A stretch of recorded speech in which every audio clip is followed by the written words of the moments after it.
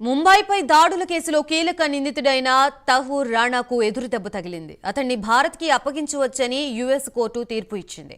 పాకిస్తాన్కు చెందిన తహూర్ రాణా ప్రస్తుతం కెనడాలో వ్యాపారవేత్త. అంతర్జాతీయ మీడియా కథనాల ప్రకారం రాణాని అప్పగించాలని భారత్ చేసిన అభ్యర్థనకు అనుకూలంగా గత ఏడాది కాలిఫోర్నియా జిల్లా ఆదేశాలు ఇవ్వడంతో ఈ ఆదేశాల్ని సవాల్ చేస్తూ రాణా ఇదే కోర్టులో the right of habeas corpus petition ని దాఖలు చేశారు.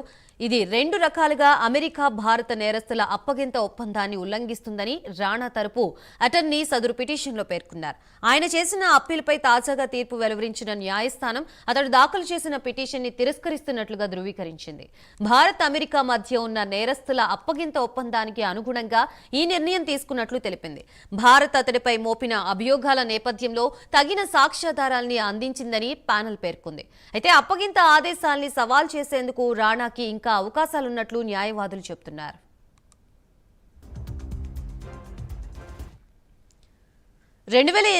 నవంబర్ 26న ముంబైలో ఉగ్రమూకలు జరిపిన భీకర దాడిలో దాదాపు 166 మంది ప్రాణాలు కోల్పోయిన విషయం తెలిసిందే. ఈ కేసులో రాణా కీలక నిందితుడిగా ఉన్నాడు. పాకిస్తాన్ మూలలున్న రాణా ఆ దాడులకి ఆర్థిక సాయం చేశాడన్న ఆరోపణలు ఎదుర్కొంటున్నాడు. అంతేగాక ఈ కేసులో ప్రస్తుతం ప్రధాన నిందితుడిగా ఉన్న డేవిడ్ హెడ్లీకి ఇతడు అత్యంత సన్నిహితుడు.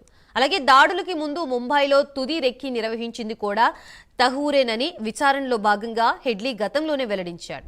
కాగా మరో కేసులో ఉగ్రమూకలకి సాయం చేశాడన్న ఆరోపణల కింద గతంలో షికాగో కోర్టు 14 సంవత్సరాలు జైలు శిక్ష విధించింది. రాణా ప్రస్తుతం లాస్ ఏంజల్స్ లోని మెట్రోపాలిటన్ డిటెక్షన్ సెంటర్లో శిక్ష అనుభవిస్తున్నాడు.